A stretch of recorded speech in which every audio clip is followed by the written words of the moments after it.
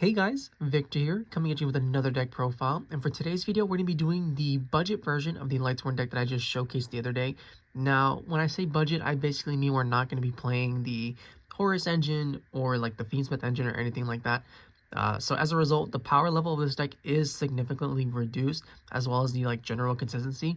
But even so, I feel like the choices that I've included into this deck can allow it to still take wins off of anything else, just because we're basically going to be lowering the ceiling or the power level of other decks while still maintaining our solid boards of things like spheres plus IP plus a Lightsworn Aegis or a Bystial, which a lot of decks still have a lot of difficulty outing, especially going second. So with that in mind, let's jump straight into it.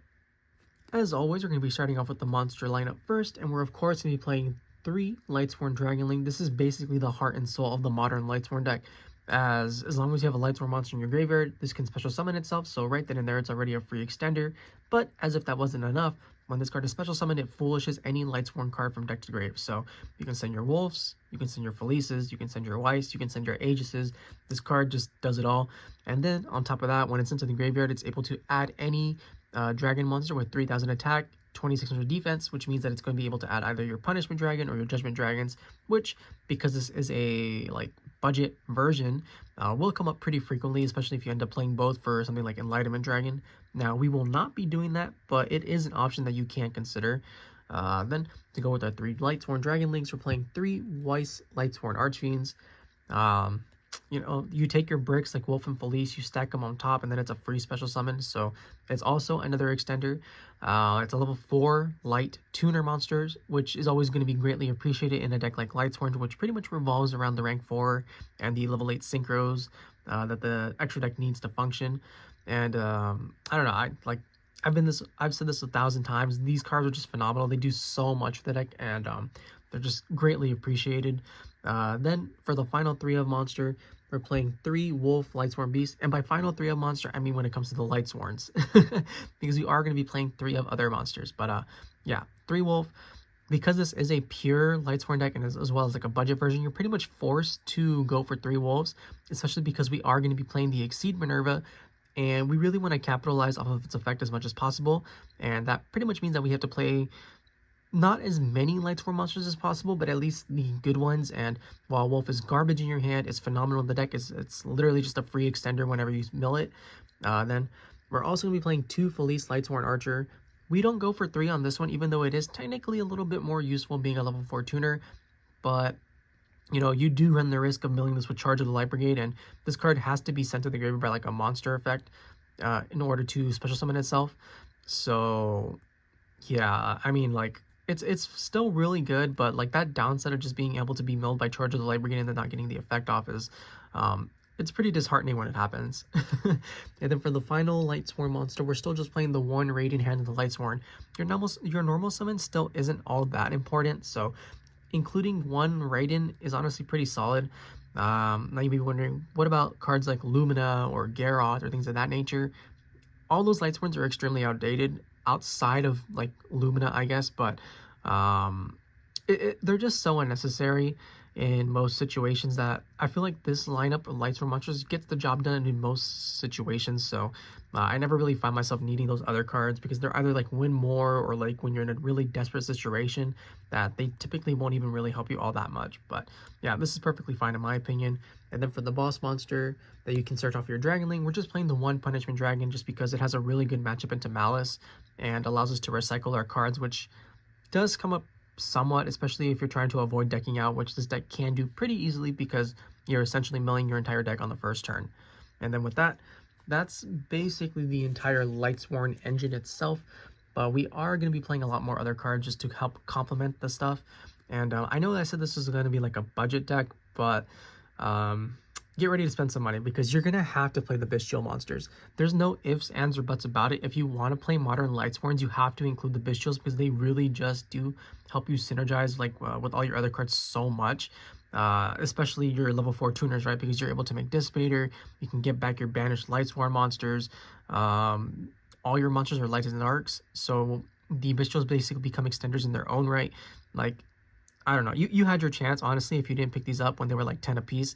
And I know they're 20-ish right now, but Yeah, like the deck literally just cannot function without Bystials, so you pretty much have to get them.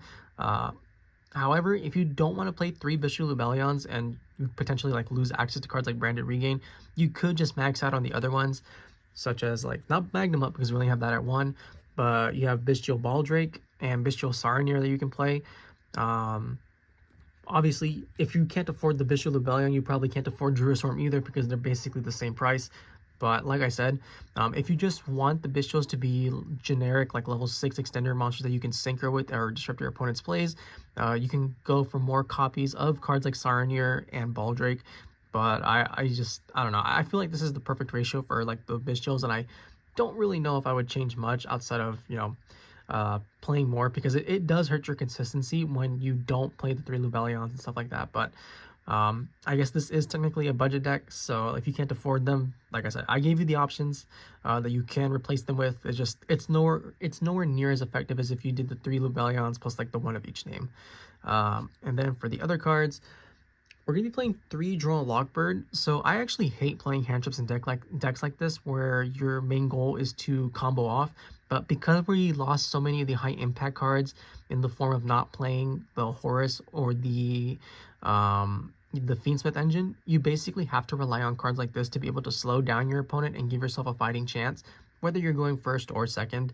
And Droll is honestly probably one of the better ones right now, just because decks like Ryzeal search so much that a well-timed Droll can just straight up end their turn or just make it extremely mediocre to the point where we're going to have no trouble pushing through it. Then to accompany our 3 Drolls, we're also going to be playing 3 Ash Blossom and Joyous Spring. Ash, the best generic hand trap, solves pretty much most issues, especially the ones that revolve around the Mole Charmies, like Fuelos, where if that gets dropped on us, we are going to have a difficult time because this deck does want to go through a good chunk of its extra deck on turn 1. We are playing the mini dragon engine still, so that means the 1 levianeer, the 1 Starliege seyfert, and the 1 Ringowurm. They're all really solid, whether you're opening them or milling them to take advantage of their effects somewhat later in the turn. So yeah, if you play lights and darks, you basically have to include at least like the levianeer just to extend or potentially like disrupt your opponent's cards. Then we're also playing the 1 Performage Trick Clown, just a good generic level 4 monster that when it's sent to the graveyard is able to bring itself back once per turn. So I really like this card in just graveyard based decks in general, so I just felt like including it. And then for the final 2 cards, we're playing our shufflers, being the 1 Keldo, the Sacred Sword, and Mudora, the Sword Oracle. As stated previously, you will deck out fairly easily, so being able to rely on cards like these to be able to shuffle back key resources to ensure that the game continues on is just invaluable. And then while a lot of decks don't really rely on the graveyard currently, it still comes up where you're able to control their pace of play at least a little bit. So, like they're not terrible, but they're not amazing in the current format either. And with that, that's the monster lineup, and now we can finally move on to the spell and trap portion. Now, as is always the case with these types of decks, the spell and trap lineup is basically non-existent compared to the monster lineup. But even so, we still got to play our 3 Charge of the Light Brigade. You mill 3 cards for cost, search any Lightsworn monster. Really, really solid and straightforward. Then we're also be playing 2 Triple Tactics Talent. Now, this is a card that I wish I could fit into the other deck, the quote-unquote expensive version, just because it does help a lot and there are so many hand traps, but I still feel like the other deck is able to push through multiple hand traps fairly easily, as opposed to this version, which does struggle somewhat. So just having that talents to be able to potentially rip your opponent's hand apart, draw extra cards, or take a monster, the added assistance is just very much appreciated. So yeah, I gotta play the 2 talents. Then we're playing the 1 Foolish Burial because it basically becomes, I don't want to say any card, but it does give you a free body every single time. The Branded Regain to go with our Branded Engine and just recycle our lights and darks. The 1 Called by the Grave to go with our talents to potentially try and stop devastating cards from affecting us too much, like Droll and Lockbird or Dimension Shifter. And then that's it for the spells. And then for the traps, we are still just playing the 1 Lightsworn Aegis as a, I don't want to say Omni-Negate, but that's basically what it is. It stops the Dark Rulers, it stops the droplets, provided they don't send a trap. It stops talent, all that stuff. So yeah, blanketed protection that this deck sorely needs because the basic end board is honestly nowhere near as strong as the other deck. But even so, it's still really solid, and that's the main deck. 40 cards like always, and now we can finally move on to the extra deck. For the extra deck, we're going to be starting off with the Exceed monsters first. And the first card we're going to be talking about is number 41, Bagooska, the Terribly Tired Tapir. This is literally just in here for when you get hand chipped a little bit too hard and you need to rely on something just to be able to try and prevent your opponent from playing. It doesn't work that well against Malice, but it is pretty solid against Ryzeals, so I just felt like including it. Then we're going to have number 60, Dugares, the Timeless. This is a phenomenal rank 4 card that allows you to either like reborn or like boost your monster's attack, but the effect that we really care about is drawing to discarding one. The consistency that this card offers us really does help a lot in the long term, just because, like I said, we do have like a lower power ceiling compared to the other deck, but cards like Dugares still allow us to potentially they allow us to reach the possible potential that this deck is able to hold and just set up these big nasty boards that our opponent is still going to have difficulty outing. Then we're playing the one Minerva, the Exalted Lightsworn. You mill 3. If you hit any Lightsworn cards, you get to draw for each one. And then for the final Exceed monster, the one Zombie Vampire. Still really easy to summon because we pump out rank 8 synchros or level 8 synchros like nothing. And then we do have the Bystial Lubellions and like Punishment Dragon just to be able to go into this a little bit more easily. And that's it for the Exceeds. Then for the links, while we don't play the Fiendsmith engine, we're actually going to be playing one Fiendsmith's Requiem. So the thought process for this is basically going to be pretty similar to what players are doing with Alistair the Invoker, where you'd normal the Alistair and then you'd link it away into something else just to be able to have fodder to be able to fuse with immediately. However, instead of fusing with this, we're going to be taking advantage of Weiss being a light fiend. And what we're going to do is, you normal summon the Weiss when your hand is pretty weak, you send it to the graveyard to link summon this, and then like that you instantly turn on your Lightsworn Dragonling, which is honestly pretty impactful as far as like plays go, just because it opens up basically your entire deck at that point. And I really like it, even though this is basically just like a vanilla Link 1 at that point, but it's perfectly fine because the purpose that it serves for us is just invaluable. Then we're playing the IP Masquerena to go into SP Little Knight, really straightforward stuff. We're still playing the Hieratic Seal of the Heavenly Spheres because we play so many dragon monsters, and this card is just a nuisance whenever it's on the field, as it's basically a free bounce and a free special summon that your opponent will have some difficulty outing. Then we're playing the one Starliege Skuldread because drawing cards is always nice, and then its other abilities do come up pretty frequently as well. Being able to special summon from hand for free, boosting all the monsters that get summoned to a zone at points to, and then it's a dragon, so once you're like done using all of its effects, you just link it off into your Hieratic Seal. And then for the final link monster, we're going to be playing the one Underworld Goddess of the Closed World. This deck does have some difficulty outing towers like monsters, so just being able to include Underworld Goddess of the Closed World allows us to break through boards a little bit more easily, as it allows us to link with one of our opponent's monsters, and then like when it's summoned, it negates all their monsters' effects. So yeah, really solid card. That's it for the links. And then for the synchros, you got to play the Minerva, the Athenian Lightsworn. It's a potential mill 6. We're playing the one Cyframe Lord Omega just as a good generic level 8 synchro monster. We're playing one Scarlet Red Dragon Archfiend. So because this is a Lightsworn deck, you will be taking ages to finish your turn. There's like, not because you're like slow playing or anything, that's just how the deck is naturally, right? You are going to take a while because you're basically milling your whole deck. So being able to have access to cards like Scarlight at least ensures that you're going to have some kind of win con in time or going into time.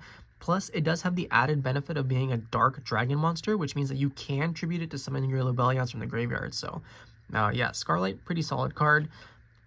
Next, the level 10s, we're going to be playing Chaos Angel. And before you say that's not a budget card, it used to be $10 on release, so if you missed out, that's also on you. However, if you don't want to play Chaos Angel, that's perfectly fine, as you can play something such as Cheng Ying, which is still a certable it's still a valid replacement for something like Chaos Angel, as it's basically not an unsummon effect, but your opponent does have to be cautious when playing around it because it is able to banish cards so easily. But I still prefer Chaos Angel, so if you can afford Chaos Angel, you definitely play that, but if not, Cheng Ying is perfectly fine. And then for the final level 10 monster, Bystial Dissipator, as said earlier, it brings back your banished monsters, it recycles banished monsters. It's very annoying to deal with. Just in general, this is definitely like one of the better boss monsters that you can have in the deck. When you set it up with like Branded Regain, for example, you're able to bring it back from the graveyard. And yeah, this card, it's so versatile in the way that it's able to assist you and just prevent your opponent from playing. So yeah, with that, that's the deck profile. I hope you guys enjoyed it. If you did, please feel free to like, comment, subscribe, and I'll catch you guys next time. See ya!